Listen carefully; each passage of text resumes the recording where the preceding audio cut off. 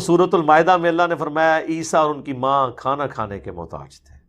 ایسوں کو اپنے نقصان اور نفع کا مالک سمجھتے ہو، اللہ کے سوا ایسوں کی عبادت کرتے ہو جو نہ تمہارے نفع کے مالک نہ نقصان کے مالک، یعنی نہ تو ان کی عبادت ہو سکتی ہے اور نہ آپ ان کو بندہ سمجھتے ہوئے ان سے مدد مانگ سکتے ہیں، کیونکہ وہ آپ کے نفع نقصان کے مالک نہیں، کیونکہ وہ تو خود محتاج ہیں روٹی کے جو اللہ انہیں کھلاتا ہے۔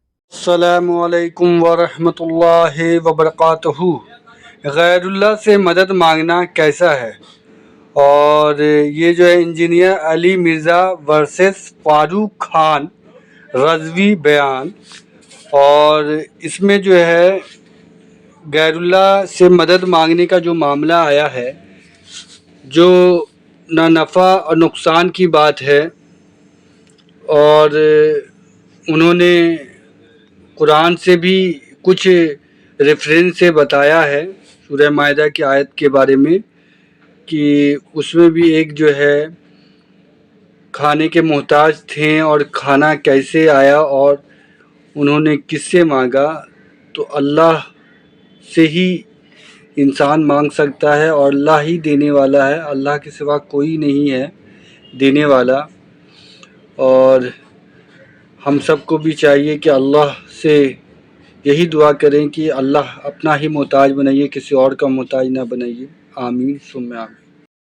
میرے بھائی، اگر عیسیٰ ابن مریم اور ان کی ماں سیدہ مریم روٹی کھانے کے محتاج ہیں، کسی کے نفع اور نقصان کے مالک نہیں ہیں، تو بابے تو شاہی کوئی نہیں، بابے نیچے بچنے اسے نہیں رکھنا۔ اسلام بچانا ہے تو بابے سارے ختم کرو علمی طور پہ۔ قل انی امرت ان اکون اول من اسلم، اے نبی تم فرماؤ مجھے تو خود میرے رب کی طرف سے یہ حکم ہوا ہے کہ سب سے پہلے میں اللہ کے سامنے سر تسلیم خم کروں۔ لو جی، پیر فقیر بزرگان دین کے بارے میں جنہوں نے کبھی نماز بھی نہیں پڑھی ہوتی، یعنی جن کی بات ہو رہی، جو پڑھنے والے ہیں ان کی بات نہیں میں کر رہا، ان کے بارے میں لوگ کہتے ہیں دیکھیں جی نماز ذکر اذکار عبادت تو اس لیے کی جاتی ہے کہ اللہ تک بندہ پہنچے، اور جو اللہ تک پہنچ چکے ہیں ان کو تو اب ان چیزوں کی ضرورت ہی کوئی نہیں ہے۔ تو ان سے ذرا پوچھیں کہ رسول اللہ اللہ تک نہیں پہنچے ہوئے تھے، جو اس کائنات میں وسیلہ ہیں مخلوق اور خالق کے درمیان ہدایت کا، ان سے زیادہ کون اللہ تک پہنچا ہوا ہے؟ اور ان کے لیے حکم ہو رہا ہے نبی تم نے خود اپنی زبان سے ہی کہنا ہے انی امرت، مجھے حکم دیا ہے میرے رب نے، ان اکون اول من اسلم، کہ سب سے پہلے میں مسلم ہو جاؤں، میں سر تسلیم خم کروں، ولا تکونن من المشرکین، اور یہ بھی حکم دیا گیا ہے کہ دیکھنا مشرکین میں شامل نہ ہونا، یعنی سب سے پہلے میں توحید کا علم بردار ہوں، سب سے پہلے میں اللہ کا تابع فرمان ہوں، سب سے پہلے میں خدا کا مطیع ہوں، باقیوں کو تو میں بعد میں دعوت دوں گا، پہلے تو میں سر تسلیم خم کرتا ہوں۔ اب مجھے بتائیں، اگر اللہ کے نبی کو یہ حکم دیا جا رہا ہے کہ آپ نے یہ کہنا ہے کہ میں نے شریعت کی پابندی کرنی ہے، میں نے اللہ کے سامنے سر جھکانا ہے، میں نے اللہ کے ایک ایک حکم کی پیروی کرنی ہے، تو باب دشاہی کوئی نہیں، کوئی شے نہیں۔ قل انی اخاف ان عصیت ربی عذاب یوم عظیم، آ گئی جی وہ آیت جڑی میرا خیال میں رٹا چھڑی تو نو، سورۃ الانعام میں ہے، سورہ یونس میں ہے، سورہ الزمر میں ہے، 3 دفعہ یہ آیت آئی ہے۔ اے نبی تم فرماؤ بے شک میں تو خود خوف رکھتا ہوں اس بات کا کہ اگر میں نے بھی اپنے رب کی نافرمانی کی تو بڑے دن کا عذاب مجھے بھی آ پکڑے گا۔ اچھا آپ کیا سمجھ رہے ہیں یہ نبی علیہ السلام جو یہ مذاق کے طور پہ باتیں کر رہے ہیں؟ مطلب مجھے تو یہی لگ رہا ہے، یعنی جو ایٹیچیوڈ ہے یہاں پہ لوگوں کا، کوئی کہہ دے گا جی ایویں بس اتو آرزی دے طور تے سانو تعلیم کرنے واسطے تے تسی تعلیم تے کوئی نہیں پکڑی، تواڈے بابے نے تے کوئی تعلیم نہیں پکڑی، نہ وہ نماز پڑھتے جے نہ وہ دین دے اوتے چلدے جے، وہ تو اپنی عبادت کرواتے ہیں، وہ تو کہتے ہیں آپ ہمارے مرید ہو جائیں ہم جنت میں لے جائیں گے۔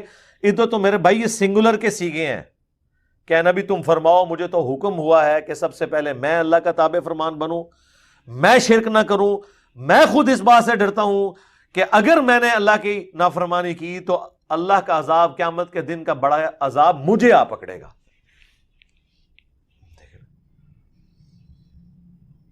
اندازہ کریں، میرا خیال ہے دنیا میں اگر سب سے بڑی کوئی مثال دی جا سکتی تو یہی تھی نا، یعنی اللہ کی مخلوقات میں کوئی رسول اللہ سے بڑھ کر ہے کہ ہم جس کی مثال پیش کریں اور ان کو یہ یقین آئے کہ بابت شاہی کوئی نہیں؟ رسول اللہ سے تو بڑا کوئی نہیں ہے نا. تو باقی لوگ کس کھاتے میں بیٹھے ہوئے ہیں؟ اسی لیے دیکھ لیں کہ یہ سورۃ الانعام جو ہے نا ننگی تلوار ہے توحید کے اوپر. مجھے آج بھی یاد ہے ہمارا کل بھی یہی عقیدہ تھا، آج بھی یہی عقیدہ ہے، اور صبح قیامت تک انشاءاللہ یہی عقیدہ رہے گا کہ حقیقی مددگار صرف اللہ تعالیٰ ہے. اللہ کے علاوہ کوئی کسی کی ذرہ برابر بھی مدد نہیں کر سکتا. یہ پہلا جو میں نے عقیدہ بیان کیا ہے کہ ہمارا عقیدہ یہ ہے کہ اللہ کے سوا کوئی حقیقی مددگار نہیں ہے. اب دوسرا جو ہمارا عقیدہ ہے، اور اس کو بھی ہم جو ہے بالکل اپنا ایمان کا حصہ سمجھتے ہیں، اور وہ دوسرا عقیدہ یہ ہے کہ اللہ تعالیٰ نے اپنے بعض مقبول اپنے خاص بندوں کو کچھ ایسی طاقتوں اور قوتیں عطا فرمائی ہے کہ وہ اللہ کی دی ہوئی اور بخشی ہوئی طاقت سے بندوں کی امداد کرتے ہیں. یہ ہے اصل ہمارا عقیدہ. ہم یہ نہیں مانتے نعوذ باللہ من ذالک کہ اللہ مدد کرنے پہ قادر نہیں ہے، مدد کریں گے تو صرف غوث پاک کریں گے، مدد کریں گے تو خواجہ غریب نواز کریں گے، یا مدد کریں گے تو فلاں ولی کریں گے. اللہ تو مدد کرنے پہ قادر ہی نہیں، نعوذ باللہ معاذ اللہ استغفر اللہ. اور نہ یہ ہمارا عقیدہ ہے کہ مانگنا ہے تو صرف بزرگوں سے مانگو. ہم مانگتے اللہ سے ہی ہے لیکن بزرگوں کے وسیلے سے مانگتے ہیں. ہم مانگتے اللہ سے ہی ہے مگر رسول اللہ کے وسیلے سے مانگتے. اور جب کسی بزرگ سے بھی اگر ہم مطالبہ کرتے ہیں یا کچھ مانگتے ہیں یا ان سے مدد طلب کرتے ہیں تو ہمارا عقیدہ یہی ہوتا ہے کہ یہ بزرگ بھی اللہ کی مرضی کے بغیر ایک ذرے کا بھی تصرف کرنے کا اختیار نہیں رکھ کرتے. یہ ہمارے امام احمد رضا محدث بریلوی علیہ رحمت رضوان کی کتاب ہے. اس کتاب میں اعلیٰ حضرت فاضل بریلوی نے واضح طور پر یہ عقیدہ بیان کیا کہ اللہ کی عطا کے بغیر اور رسول اللہ صلی اللہ تعالی وسلم جو تمام مخلوق میں سب سے افضل ترین ذات ہے حضور صلی اللہ علیہ وسلم، رسول کا جو مقام ہے وہ کسی ولی کا نہیں ہو سکتا. خود رسول اللہ صلی اللہ علیہ وسلم اللہ کی عطا کے بغیر بے عطا الہی ذرہ برابر بھی اختیار و تصرف نہیں رکھتے. حضور صلی اللہ علیہ وسلم جو بھی تصرف فرماتے ہیں، حضور کسی کی مدد کرتے ہیں، حضور کو جو اختیارات ہے وہ اللہ کی بخشش اور عطا سے ہے. یہ ہے الامن والعلا. اسی طرح الدولت المکیہ بھی اعلیٰ کی کتاب ہے جو حرم میں کعبے کے اندر ہی اعلیٰ حضرت نے اس کو تحریر کیا تھا حرم کعبہ میں. اس میں بھی اعلیٰ حضرت فرماتے ہیں کہ رسول اللہ صلی اللہ تعالی وسلم کا چاہے علم ہو یا تصرف ہو، یہ ماننا کہ اللہ کی عطا کے بغیر حضور کو علم ہے، یا یہ ماننا کہ رسول اللہ صلی اللہ علیہ وسلم اللہ کی عطا کے بغیر جو ہے تصرف کرنے کا اختیار رکھتے. اعلیٰ حضرت واضح طور پہ فرماتے کہ ایسا عقیدہ کفر ہے، ایسا عقیدہ رکھنے والا آدمی کافر ہے. یقیناً ہم مانتے ہیں کہ رسول اللہ صاحب اختیار ہے. ہم یہ بھی مانتے ہیں کہ رسول اللہ صلی اللہ علیہ وسلم کو اللہ تعالیٰ نے ما کان و ما یکون کا علم دیا ہے، جو ہو چکا اور جو ہونے والا ہے. مگر یہ سارے علوم اور سارے تصرفات اللہ کی عطا سے ہے. اللہ کی عطا کے بغیر حضور صلی اللہ علیہ وسلم ذرہ برابر بھی علم نہیں رکھتے. حضور صلی اللہ علیہ وسلم اللہ کی عطا کے بغیر ذرہ برابر بھی تصرف کرنے کا اختیار نہیں رکھتے. آئیے میں آپ کو قرآن عظیم کی ایک دلیل دیتا چلتا ہوں. قرآن عظیم کا پارہ نمبر 3 ہے، سورہ آل عمران ہے، آیت نمبر 150 ہے. اللہ رب العزت حضرت عیسیٰ علیہ السلام کا جملہ نقل فرماتا ہے. ارشاد ربانی ہے کہ حضرت عیسیٰ کہتے ہیں انی اخلق لکم من الطین کا حیات الطیر فانفخ فیہ فیکون طیرا باذن اللہ. کہ حضرت عیسیٰ علیہ السلام کہتے ہیں کہ اے لوگو، میں تمہارے لیے مٹی سے پرند کی مورت بناتا ہوں، یعنی ایک مٹی کا میں پرندہ بناتا ہوں، اور پھر کیا کرتا ہوں، پھر میں اس میں پھونک مارتا ہوں تو وہ فوراً زندہ ہو جاتا ہے، ایک زندہ پرندہ بن جاتا ہے.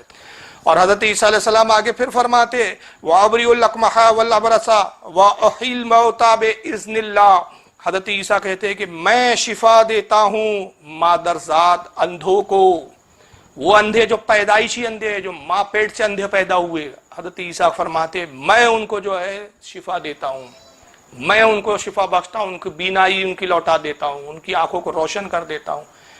پھر آگے حضرت عیسیٰ علیہ السلام فرماتے ہیں کہ میں کوڑیوں کو اچھا کرتا ہوں، صرف اندھوں کو نہیں بلکہ جو کوڑ کے مریض ہیں ان کو بھی اچھا کرتا ہوں.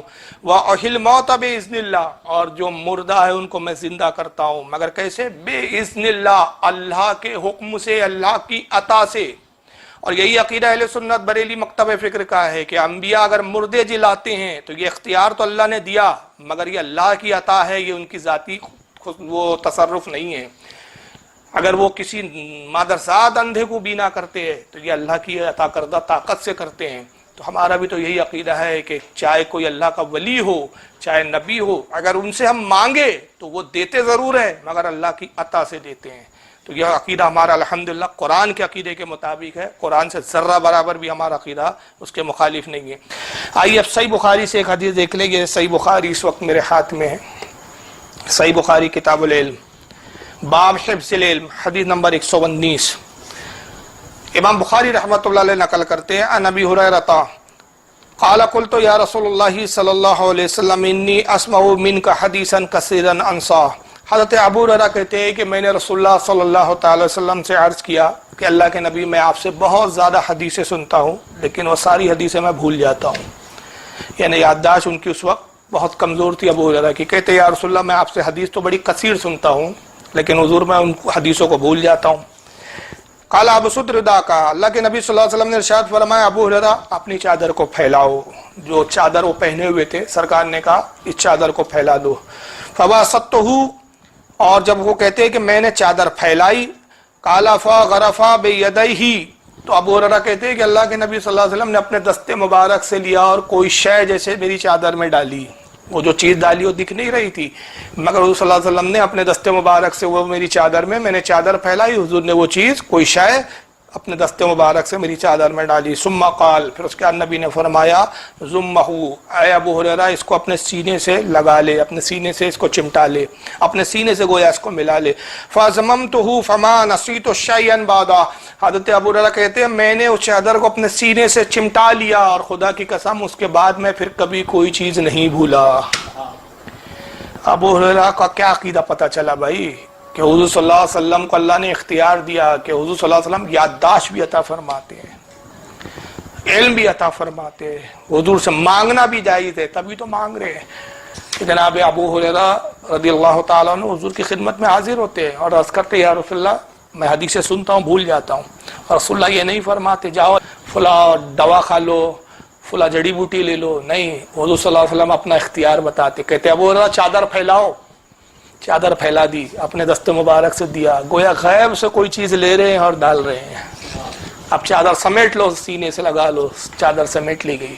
ابو ہریرہ کہتے ہیں چادر میں حضور نے نہ جانے کیا ڈالا، میں نے سینے میں سے اس کو چمٹایا، سینے میں کیا داخل ہوا حضور کی عطا کردہ کون سی شے تھی نہ جانے، مگر تاثیر یہ ہوئی کہ پھر کبھی اس کے بعد میں کوئی چیز نہیں بولا۔